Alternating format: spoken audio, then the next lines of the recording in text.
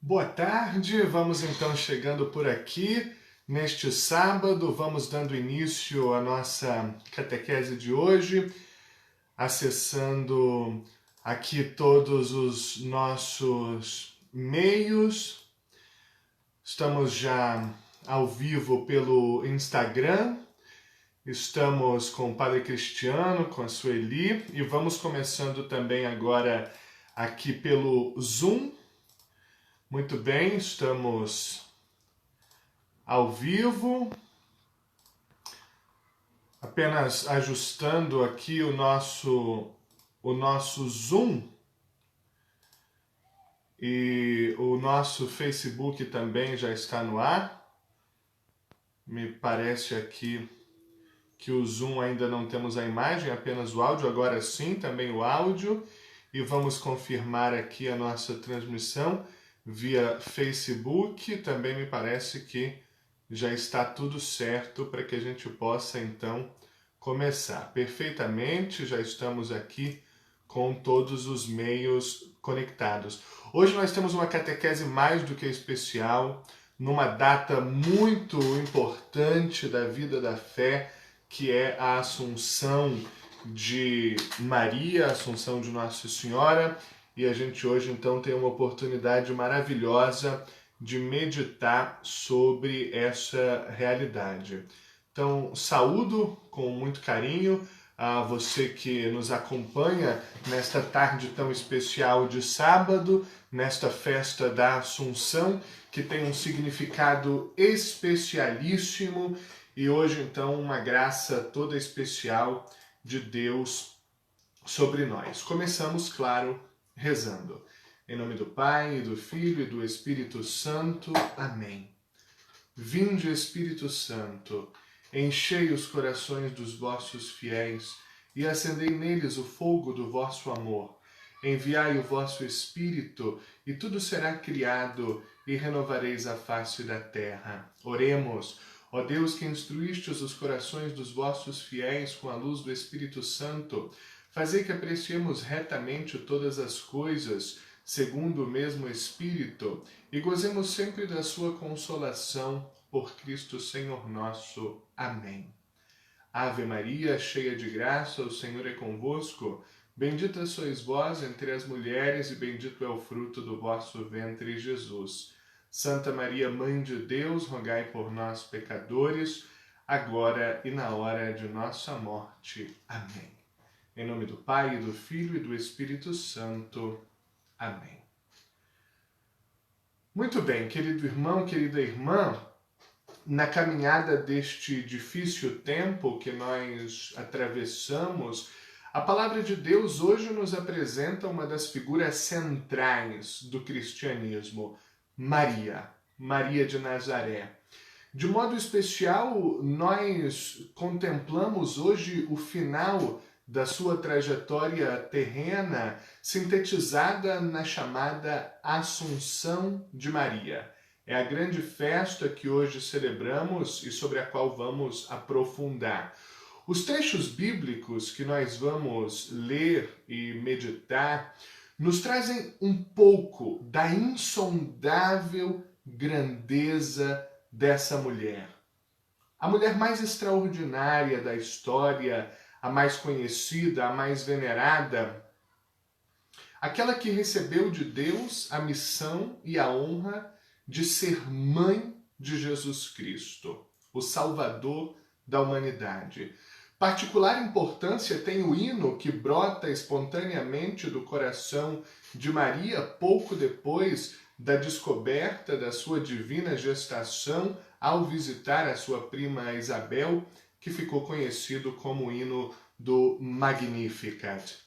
O apóstolo João, o mesmo que escreveu o Evangelho segundo São João, é o autor do livro do Apocalipse, de onde sai o trecho da primeira leitura de hoje, em que encontramos a sua famosa visão da mulher vestida de sol, que dá à luz o governante do universo.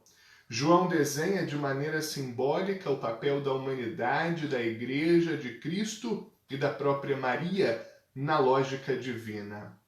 No Evangelho, Vamos ouvir São Lucas, que narra os marcantes episódios que se seguiram à notícia da vinda do Salvador ao mundo por meio do ventre de uma virgem, Maria de Nazaré. Querido irmão, querida irmã, peçamos ao Senhor uma graça particular para hoje, para os próximos minutos. É muito sagrado o que nós vamos colocar hoje. São mensagens profundas que nos inserem no coração do cristianismo e hoje tem muito a nos dizer. Para facilitar a compreensão da nossa catequese, eu vou seguir o sentido contrário das leituras, ou seja, o sentido da Bíblia. Eu vou partir do Evangelho, depois vou para a carta de Paulo aos Coríntios e depois vou concluir com o Apocalipse.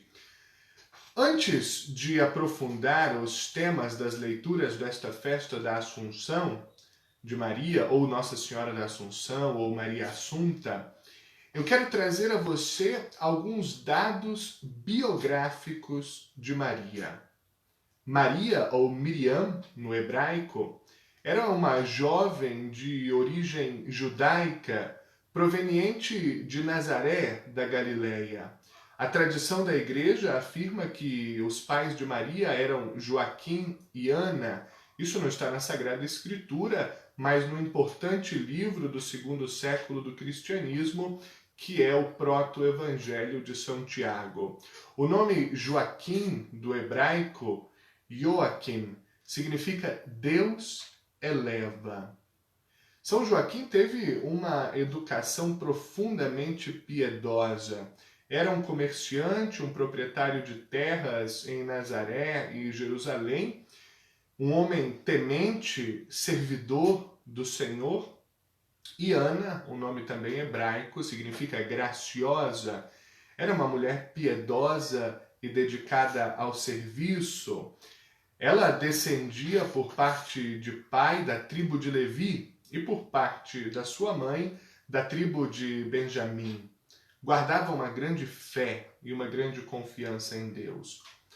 Joaquim e Ana constituíam um casal importante, de fé, muito ligado ao que era de Deus, mas traziam também dentro de si uma certa tristeza e humilhação, porque não tinham filhos.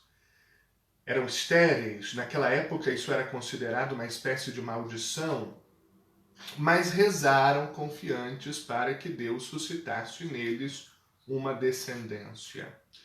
Joaquim então se retirou para o deserto, onde ficou 40 dias em oração e jejum. Um anjo lhe apareceu e lhe comunicou que ele teria uma filha. A sua esposa Ana recebeu a mesma visão do anjo e tiveram essa filha, que é exatamente Maria.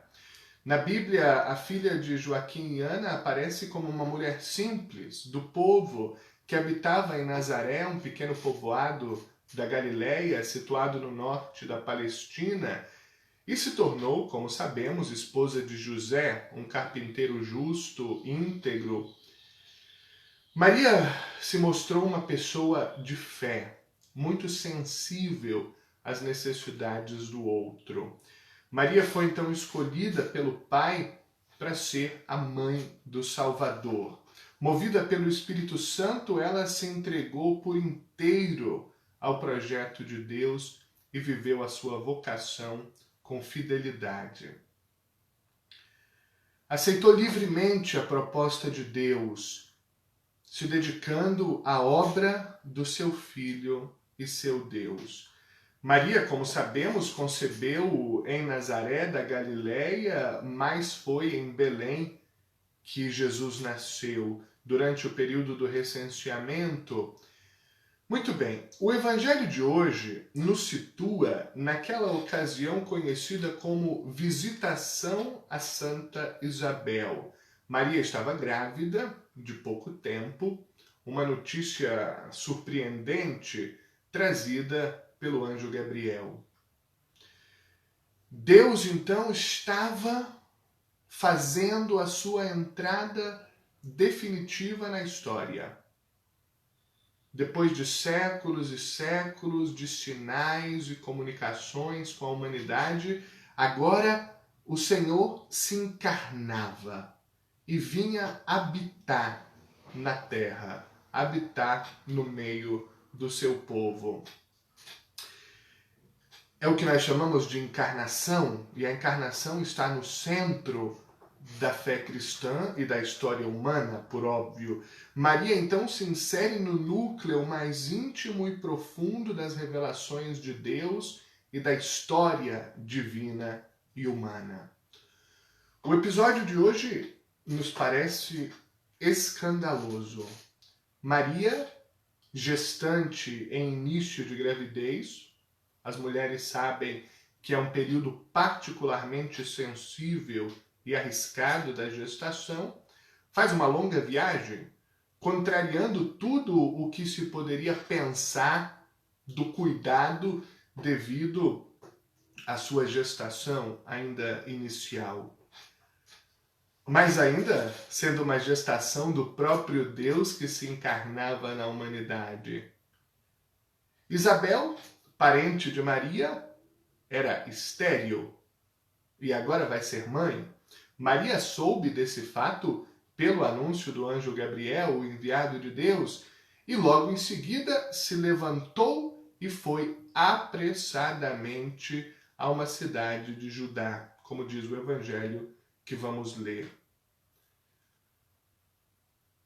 Maria não vai movida pela curiosidade, nem se põe a caminho para comprovar por si mesma se era verdade ou não o que o anjo tinha dito. Maria, humilde, vai ao encontro de sua prima porque era cheia de caridade, cheia de amor. Uma caridade que a impele, a move a se preocupar mais com a sua prima idosa do que consigo. Acontecerá então ali o encontro de duas mulheres fortemente marcadas por Deus e por Ele escolhidas. Acontecerá ali o primeiro encontro, entre aspas, de dois homens que mudaram o curso da história, João, o Batista, e Jesus de Nazaré. Acontecerá ali uma das mais belas e fortes orações do cristianismo, o hino do Magnificat. Acontecerá também ali que a Ave Maria ganhará um dos seus trechos mais importantes. Convido então você agora a ouvir este evangelho. É Lucas 1, 39 a 56. Lucas 1, 39 a 56. Naqueles dias, Maria partiu para a região montanhosa, dirigindo-se apressadamente a uma cidade da Judéia. Entrou na casa de Zacarias e cumprimentou Isabel. Quando Isabel ouviu a saudação de Maria, a criança pulou no seu ventre, e Isabel ficou cheia do Espírito Santo. Com um grande grito exclamou: Bendita és tu entre as mulheres, e bendito é o fruto do teu ventre. Como posso merecer que a mãe do meu Senhor me venha visitar? Logo que a tua saudação chegou aos meus ouvidos, a criança pulou de alegria no meu ventre. Bem-aventurada aquela que acreditou, porque será cumprido o que o Senhor lhe prometeu. Então Maria disse: A minha alma engrandece o Senhor, e o meu espírito se alegra em Deus, meu Salvador, porque olhou para a humildade de sua serva. Doravante todas as gerações me chamarão de bem-aventurada, porque o Todo-Poderoso fez grandes coisas em meu favor. O seu nome é santo, e sua misericórdia se estende de geração em geração a todos os que o respeitam. Ele mostrou a força do seu braço, dispersou os soberbos de coração, derrubou do trono os poderosos e elevou os humildes, encheu de bens os famintos e despediu os ricos de mãos vazias. Socorreu Israel, seu servo, lembrando-se de sua misericórdia, conforme prometera a nossos pais, em favor de Abraão e sua descendência para sempre. Maria ficou 3 meses com Isabel, depois voltou para casa. Palavra da salvação, glória a vós, Senhor. O trecho que acabamos de ler parece mostrar que Maria então se dirige à casa de Isabel porque sentiu na mensagem do anjo uma secreta relação entre o filho de Isabel e o filho que agora Maria passava a trazer nas suas entranhas. Segundo o escritor J.A. Loarte, que cito pelos próximos minutos, o caminho de Nazaré até Aim Carim, que é a pequena cidade situada nos montes da Judéia, onde estava Isabel, é um caminho longo, uma distância de 140 quilômetros. 140 quilômetros. Pouco adequado para uma mulher grávida, mas muito significativo na lógica do amor. Conta mais ir ao encontro do outro que necessita do que se preocupar consigo próprio e com a própria saúde. Uma lição que nós precisamos muito aprender nestes tempos de exagerado pavor por conta de um vírus que nos impede, inclusive, de prestar culto a Deus e de ir ao encontro do irmão. Maria entrou na casa de Zacarias e saudou Isabel, diz a escritura que acabamos de ler. Normalmente, a saudação é feita de quem está em casa para quem chega de longe, mas aqui é Maria, que em primeiro lugar saúda Isabel, abraça, felicita, promete estar ao seu lado. Com Maria entra naquela casa a graça do Senhor, porque Deus fez dela a sua mediadora.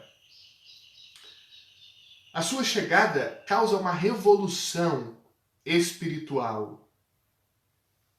Quando Isabel ouviu a saudação de Maria, conta São Lucas, o menino saltou no seu ventre. A tradução mais adequada seria: o menino estremeceu no seu ventre.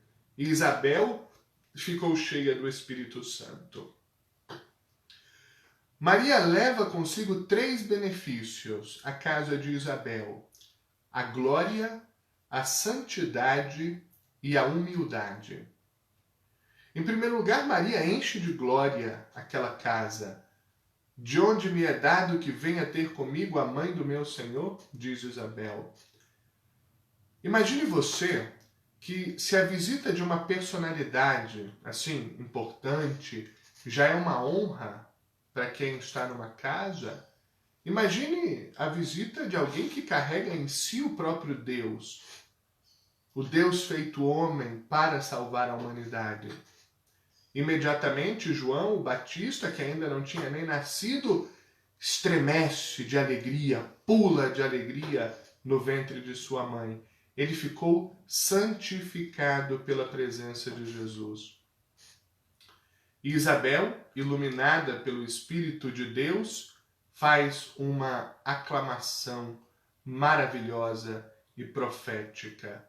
Logo que a voz da tua saudação chegou aos meus ouvidos, o menino saltou de alegria no meu ventre. Feliz a que acreditou, porque vão se cumprir as coisas que lhe foram ditas da parte do Senhor.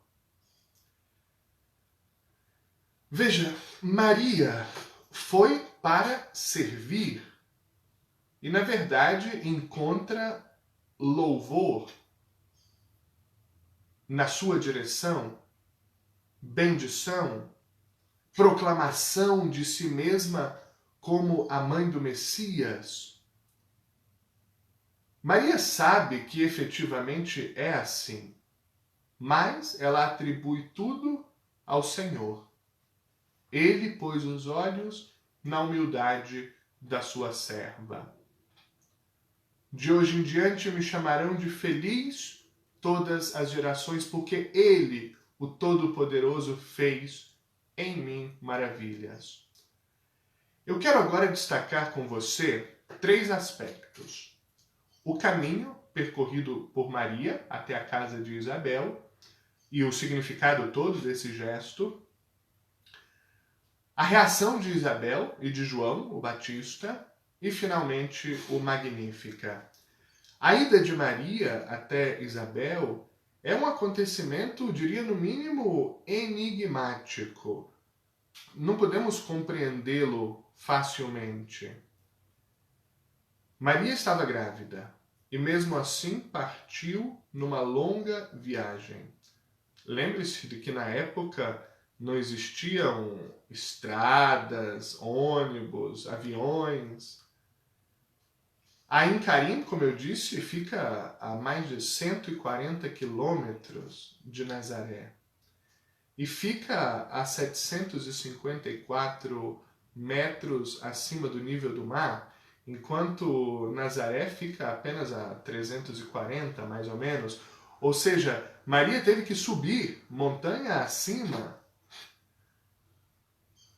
Além da dificuldade física, era um caminho perigoso, era uma estrada um pouco oculta e era um local conhecido por bandidos que surpreendiam os viajantes desavisados. A visitação, então, apresenta muitos riscos para Maria, mas ela confia na proteção de Deus, que lhe permitia ir ao encontro de quem necessitava. Veja que é um pouco difícil a gente entender essa postura de Maria. Chega quase a gente pensar que é um pouco imprudente. Se fosse uma postura analisada pelos cristãos de hoje, meu Deus do céu, Maria seria prontamente condenada por arriscar a própria saúde. Mesmo assim, nós precisamos entender o gesto de Maria. E ele só é possível de ser entendido na lógica do amor, da doação de si mesmo ao outro, da absoluta prioridade do serviço ao outro, muitas vezes em detrimento da própria saúde. Os cristãos sempre foram assim. Maria, a primeira cristã, nos mostra como é que se deve ser. Cito o professor Felipe Aquino. Ele diz: certamente Maria caminha por uma semana meditando o mistério anunciado pelo anjo. Ave cheia de graça, o Senhor está contigo. Não temas, Maria, encontraste graça diante de Deus. Eis que conceberás e darás à luz um filho e colocarás nele o nome de Jesus. Ele será grande, será o Filho do Altíssimo. O Senhor Deus lhe dará o trono do seu pai Davi e o seu reino não terá fim. Seu coração humilde transbordava de alegria, de júbilo, ainda sem entender tudo, mas apesar de tudo que se passava em sua mente, em seu coração, Maria pensa no outro, pensa na sua parenta que precisava dela. Vai então às pressas até as montanhas da Judéia. Para iluminar um pouco a nossa reflexão, voltemos ao que Maria tinha dito pouco antes, logo após o anúncio do anjo. Eis aqui a serva do Senhor. Faça-se em mim segundo a tua palavra. Algumas tradições ou traduções, como nós sabemos, em vez de usar a palavra serva, usam a palavra escrava. Para entender o significado da fala de Maria, é preciso entender o que significa ser escravo ou servo naquela época. Para o povo judeu, ser escravo era ter um senhor a quem se devia obediência. Mas não era uma escravidão como aquela que houve, por exemplo, aqui no Brasil. Os escravos daquela época serviam, sim, aos seus senhores, mas tinham direitos garantidos pela lei judaica. Maria, então, se põe na condição de escrava na obediência, não a um senhor humano ou a um patrão, mas ao próprio senhorio de Deus. Por isso ela não se apega à condição de mãe do Salvador, mas sim ela se coloca a serviço. No caso, a serviço de alguém que necessitava. E mais, Maria vai até o fim no seu serviço. Ela fica 3 meses com Isabel, ou seja, o tanto que faltava para a gestação. Maria, aquela que é cheia de graça, escolhida para ser a mãe de Jesus, nosso Senhor, empreende essa longa viagem para ficar com Isabel e cuidar dela nas últimas semanas da sua gravidez. Nesse gesto de Maria, nós entendemos o que é o seguimento de Jesus, o que é estar diante de Deus e viver a sua obra, a sua maravilha. É se colocar como servo, como escravos do Senhor no serviço amoroso a quem necessita. Ser servo de Deus é uma imensa dignidade. Por isso, para que nós não nos orgulhemos demais, Maria convida a assumir a postura de serviçal para o outro. Essa reflexão deve nos ajudar a aprender na escola de Maria a humildade e o serviço ao Senhor e aos irmãos. A saudação de Maria faz Isabel se encher do Espírito Santo e faz sentir o seu filho pular de alegria no seu ventre. Ao mesmo tempo, Isabel proclama em um grito: "Bendita és tu entre as mulheres, e bendito é o fruto do teu ventre", anunciando que Maria carregava em si o Senhor, aquele que viria para libertar do pecado e conduzir à vida eterna. Maria se mostra zelosa, cuidadosa com o outro, com a sua prima Isabel. Ela não sobe a montanha para passear, mas para cuidar, para fazer o serviço concreto de tudo o que precisasse para garantir o bem do outro. Cito uma lição do cônego José Geraldo Vidigal de Carvalho, que é um estudioso de Mariologia aqui do Brasil. Ele diz: 2 mulheres se saúdam na porta da nova aliança. Uma já idosa, a outra ainda jovem. As 2 sintetizam a história sagrada. Isabel, enrugada pela idade, num sinal dos séculos de preparação para a revelação definitiva de Deus. Maria, a cheia de graça, muitíssimo jovem, imaculada na sua concepção, apresentando a vinda de Deus ao mundo. Em comum, brilhava nelas a esperança e a maternidade, que as tinha colocado no plano de Deus, ao qual deram total adesão.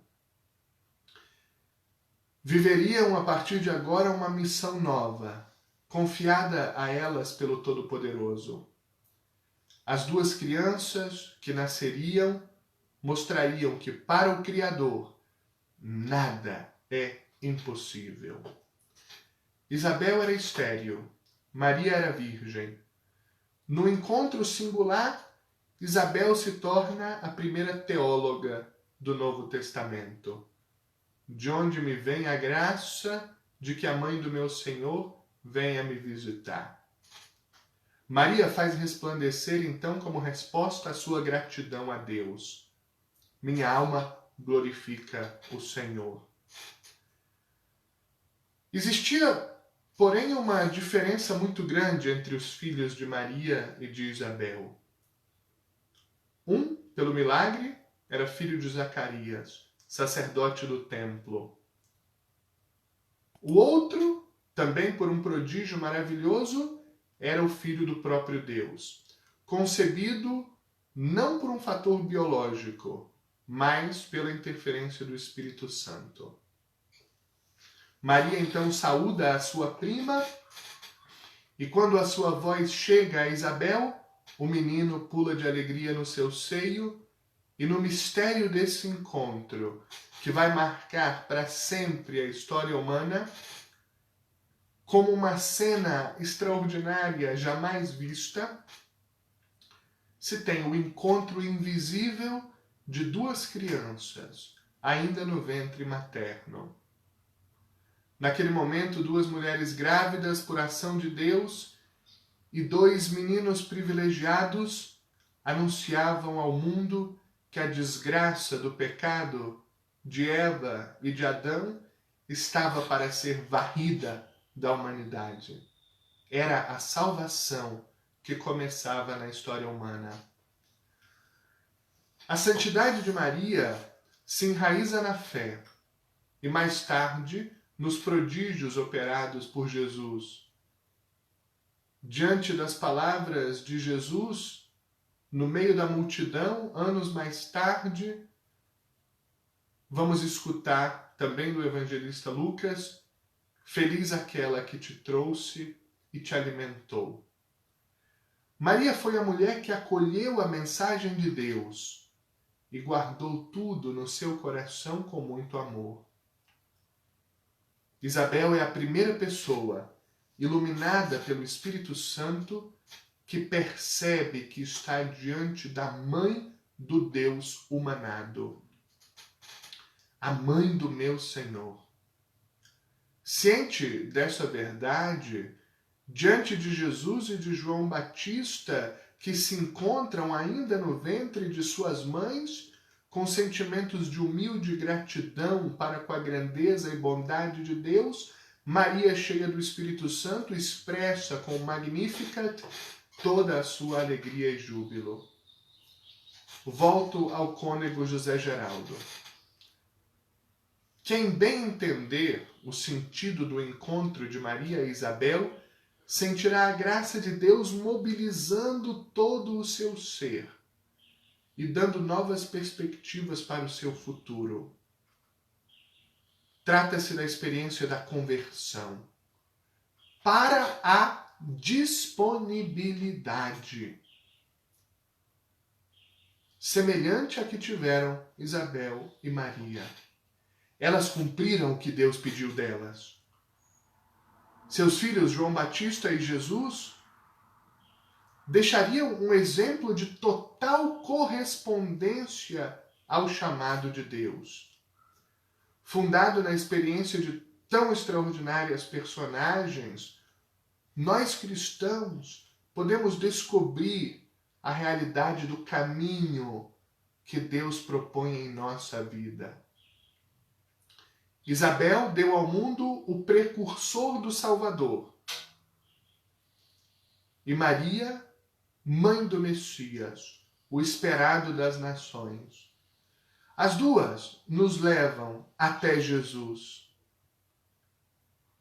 para reconhecer que as nossas atividades, por mais insignificantes que possam parecer, têm uma repercussão imensa na sociedade, a partir do modo como nós as realizamos. Maria fica então com Isabel até o nascimento de João Batista, servindo-a humildemente. A primeira coisa que faz a mãe de Deus é servir. Amar é servir. Desinteressadamente. Ou seja, sem esperar nada em troca. O amor ama porque ama. É essa a primeira lição que Maria nos dá. Ela não levou em conta a honra de ser a mãe do Salvador. Ela teria todo o direito do mundo de ser servida, de se deitar em casa e esperar que todos fizessem por ela tudo o que ela precisava. Seria absolutamente legítimo. Mas, ao contrário, ela se põe a serviço. Reinar com Cristo é servir. Maria humilde, escrava de Deus, escrava dos homens, com a sua presença, enche do Espírito Santo não só Isabel e João Batista, mas também Zacarias, toda a casa. Zacarias, inclusive, depois dessa experiência com Maria, entoa um maravilhoso cântico de arrependimento pelas suas faltas.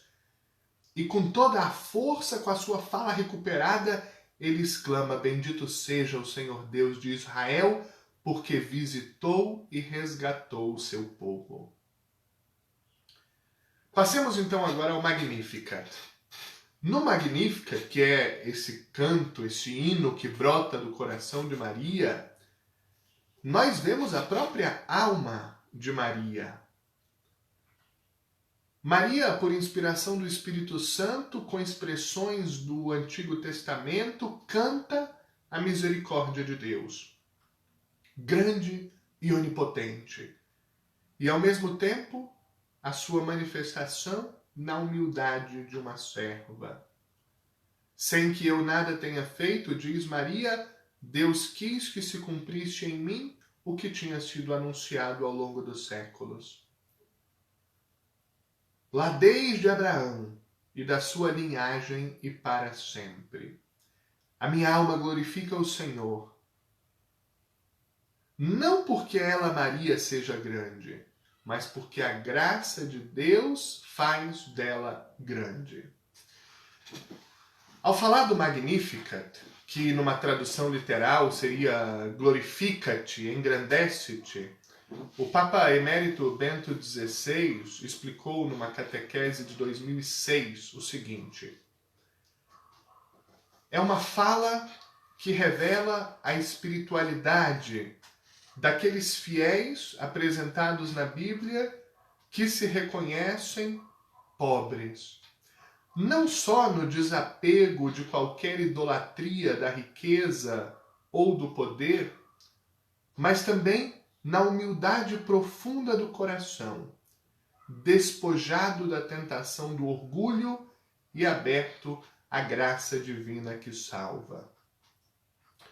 O primeiro movimento, a primeira parte do Magnificat, é uma espécie de voz pessoal, individual, de Maria, que se eleva em direção ao céu para alcançar a Deus. Veja só o que ela diz em primeira pessoa.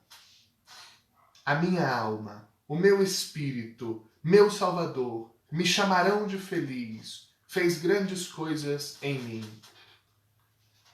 A alma da oração do Magnificat, portanto, é a celebração da graça divina no indivíduo. Uma graça que transforma o coração, a existência de Maria, transborda de Deus a pessoa de Maria. Ouvimos exatamente a voz de Maria que fala assim do seu Salvador, que faz maravilhas na sua alma e no seu corpo. A estrutura íntima do canto é, portanto, louvor, agradecimento, alegria reconhecedora.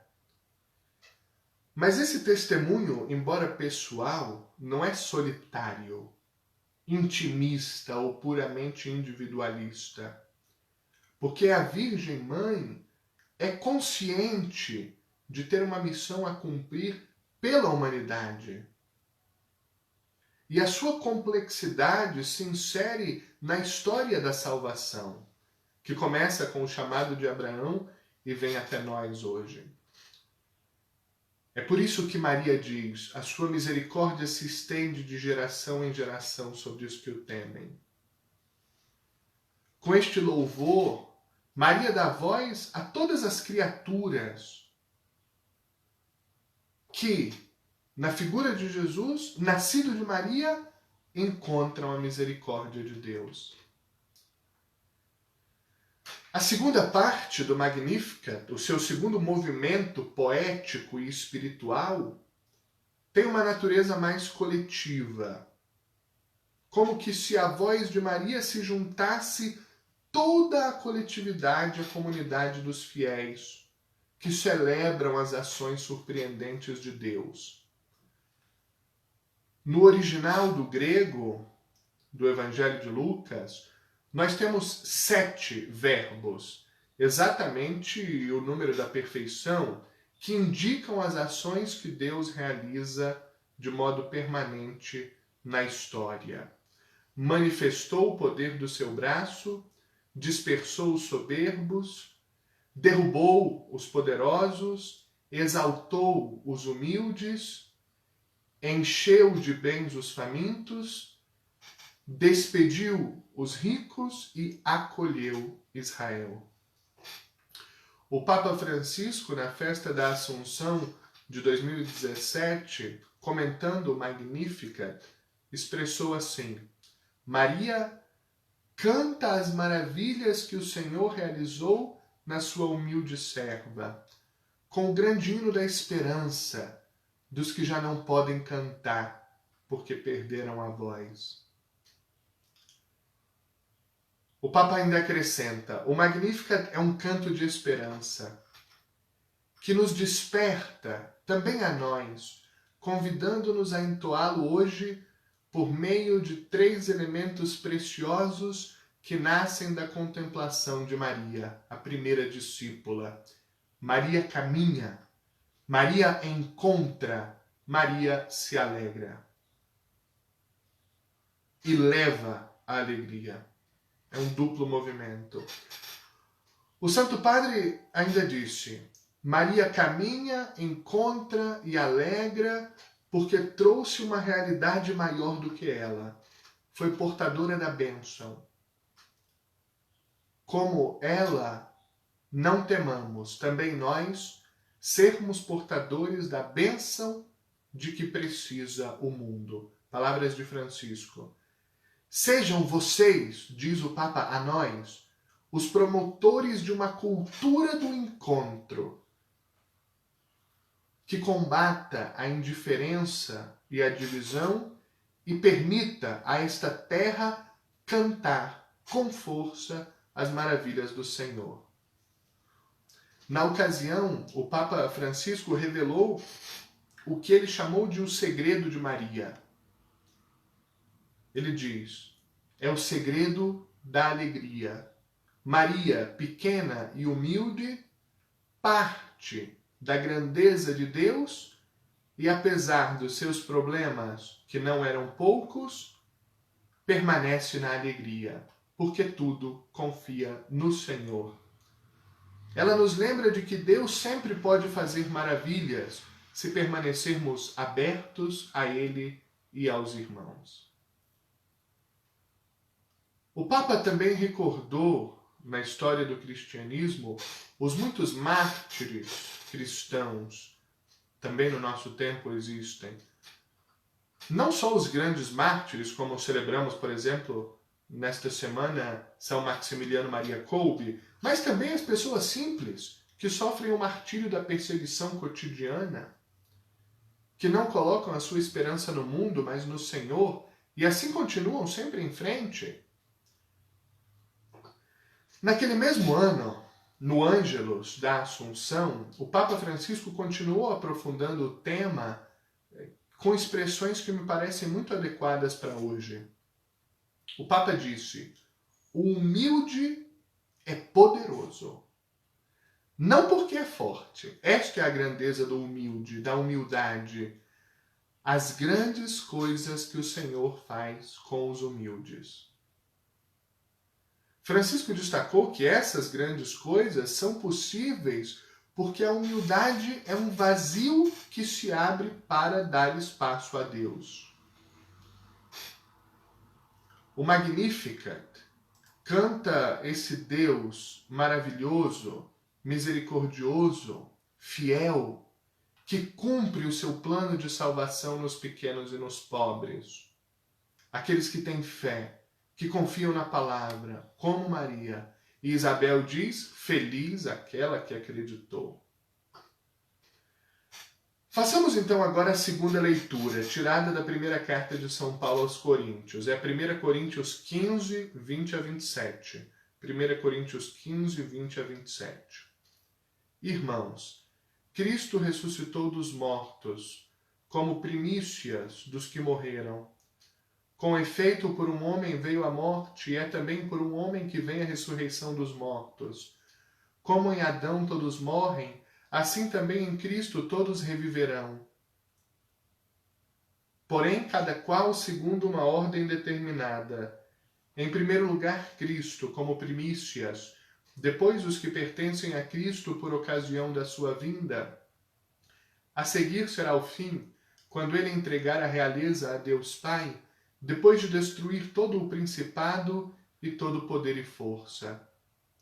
Pois é preciso que ele reine, até que todos os seus inimigos estejam debaixo dos seus pés. O último inimigo a ser destruído é a morte. Com efeito, Deus pôs tudo debaixo de seus pés. Palavra do Senhor, graças a Deus. São Paulo hoje nos ajuda a lançar um pouco de luz sobre o centro do cristianismo, que é a ressurreição de Jesus. Se pelo pecado fomos incorporados à culpa de Adão e Eva, agora pela ressurreição de Cristo somos incorporados à salvação oferecida por Cristo. Antes, morte, sofrimento, dor e separação. Agora, vida, reconciliação, plenitude. A Assunção de Maria, que hoje celebramos, é uma preciosa antecipação da nossa ressurreição. E se baseia, claro, na ressurreição de Cristo, que transformará o nosso corpo corruptível, fazendo-o semelhante ao seu corpo glorioso. Isso está em Filipenses 3:21. Por isso, São Paulo nos recorda na leitura que acabamos de fazer: se a morte veio por um homem, ou seja, pelo pecado de Adão, também por um homem Cristo veio a ressurreição. Por ele todos retornarão à vida, cada um a seu tempo. Essa vinda de Cristo, da qual fala o apóstolo Paulo, São João Paulo II certa vez explicou, dizendo: não deveria se cumprir exatamente neste único caso, o da Virgem Maria, de modo excepcional, imediatamente, no momento da conclusão da sua vida terrena? Esse final da vida, que para todas as pessoas é a morte, no caso de Maria, é chamado de dormição. Foi como um doce sono. Saiu deste mundo em estado de vigília, é o que diz São Germano de Constantinopla, na sua obra Homilias sobre a Virgem. Na plenitude do amor. E o Papa Pio XII, ao proclamar a Assunção de Maria, diz: terminado o curso da sua vida terrena, Maria foi assunta em corpo e alma à glória celestial.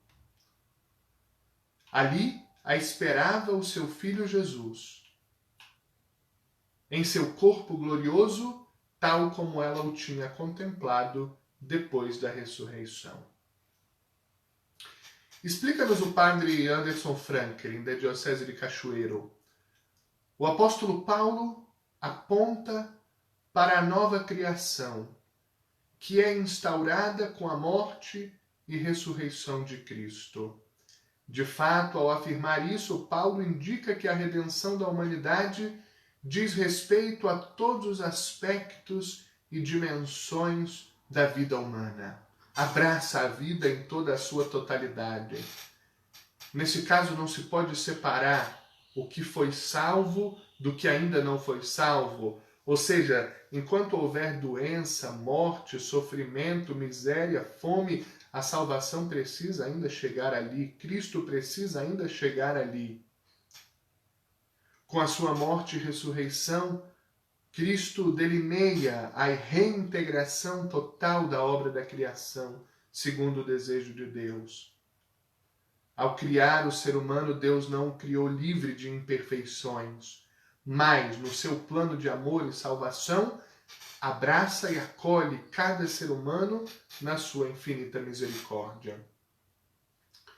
Deus deseja justamente abraçar as nossas imperfeições, a fim de que todos nós sejamos elevados e transfigurados com Cristo. Celebramos há poucos dias a festa da transfiguração.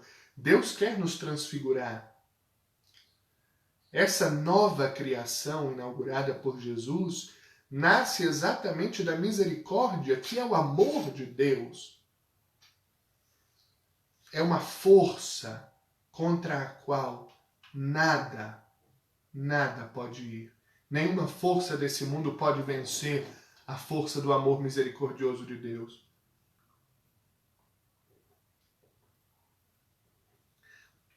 Ao abraçar o homem caído pelo pecado, marcado ainda pela violência e pelo mal, Deus confirma a sua promessa e mantém a sua palavra, que é o que está colocado no Magnificat. Passemos então agora à última leitura de hoje, que é a primeira da liturgia, a leitura do Apocalipse. É Apocalipse 11, versículo 19, e Apocalipse 12, versículos 1 a 3, aliás, 1, 3 a 6 e 10. Leitura do livro do Apocalipse de São João. Abriu-se o templo de Deus que está no céu, e apareceu no templo a Arca da Aliança. Então apareceu no céu um grande sinal. Uma mulher vestida de sol, tendo a lua debaixo dos pés, e sobre a cabeça uma coroa de 12 estrelas. Então apareceu outro sinal no céu, um grande dragão, cor de fogo. Tinha 7 cabeças e 10 chifres, e sobre as cabeças 7 coroas. Com a cauda varria a terça parte das estrelas do céu, atirando-a sobre a terra. O dragão parou diante da mulher, que estava para dar à luz, pronto para devorar o seu filho logo que nascesse. E ela deu à luz um filho homem, que veio para governar todas as nações com cetro de ferro. Mas o filho foi levado para junto de Deus e do seu trono. A mulher fugiu para o deserto, onde Deus lhe tinha preparado um lugar. Ouvi então uma voz forte no céu proclamando: agora realizou-se a salvação, a força e a realeza do nosso Deus e o poder do seu Cristo. Palavra do Senhor, graças a Deus. O trecho da leitura nos apresenta essa mulher vestida de sol, com a lua debaixo dos pés, e do filho que ela deu à luz, um varão, que irá reger todas as nações. Nesta imagem, a mulher e o filho representam Jesus e a igreja. A mulher também pode aqui ser confundida com Maria, já que nela se realizou plenamente a igreja.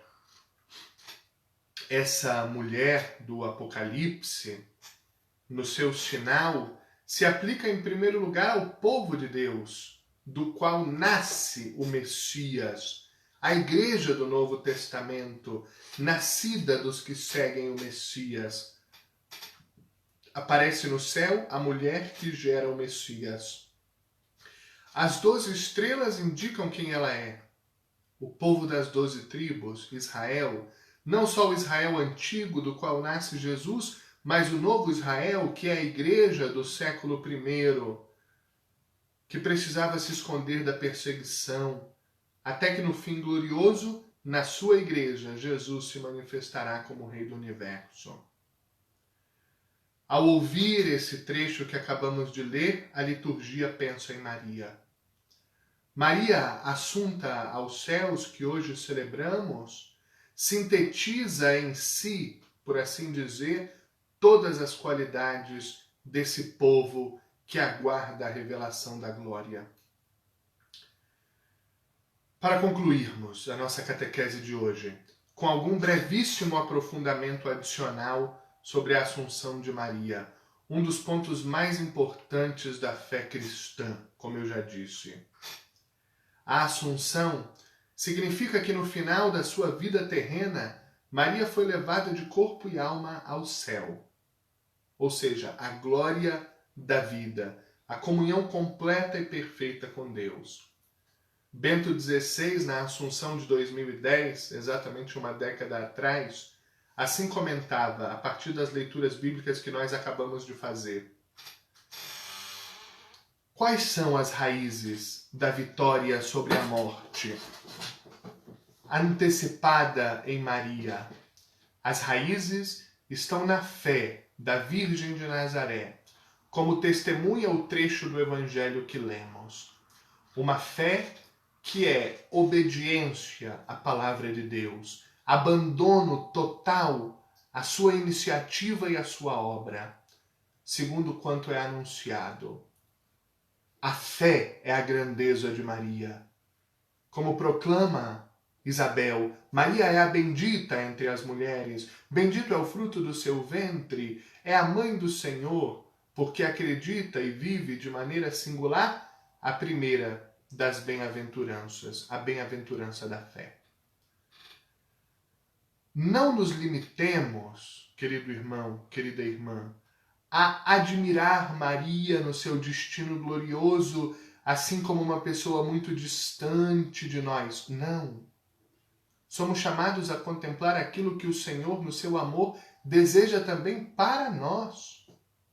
O nosso destino final, último, viver na fé, na comunhão perfeita com Ele, deste modo penetrar para sempre na sua morada. Sobre a assunção ao céu. Com o termo céu, não nos referimos a um lugar qualquer do universo, a um astro, uma estrela, nada semelhante. Nos referimos a uma realidade grande, difícil de entender com os nossos conceitos humanos tão limitados. Com este termo céu, queremos afirmar que Deus, o Deus que se fez próximo de nós, não nos abandona, nem na morte, nem além da morte, mas tem um lugar para nós. Nos concede a eternidade. Queremos afirmar que em Deus existe lugar para nós. Deus nunca passa. E todos nós existimos em virtude do seu amor. Existimos porque Ele nos ama imensamente. Porque Ele pensou em nós, nos chamou à vida. Existimos nos pensamentos e no amor de Deus. A nossa tranquilidade, a nossa esperança, a nossa paz existem exatamente em Deus, no seu pensamento, no seu amor. Não sobreviverá, depois da nossa morte física, só uma sombra de nós mesmos, uma lembrança no coração dos que ficarem na sua memória. Mas em Deus, no seu amor criador, nós seremos conservados e introduzidos com toda a nossa vida, com todo o nosso ser, na eternidade. Maria nos dá essa certeza. Maria antecipa essa realidade. É o amor de Deus que vence a morte, que nos confere a eternidade, um amor que é o que chamamos de céu. Deus é tão grande a ponto de reservar um lugar para nós. Isso quer dizer que cada um de nós não continuará a existir somente numa lembrança, numa pequena parte, mas existiremos inteiros em Deus. Toda a humanidade, todo o nosso ser é tomado por Ele e purificado recebe a eternidade. Esta é uma verdade que nos deve encher de uma alegria profunda. O cristianismo não anuncia uma salvação qualquer, indefinida, mas promete a vida do mundo que há de vir, como nós rezamos no Creio. Concluo citando um trecho de Higino Giordani, cofundador do movimento dos Focolares, numa meditação em 1967, falando da Assunção de Maria.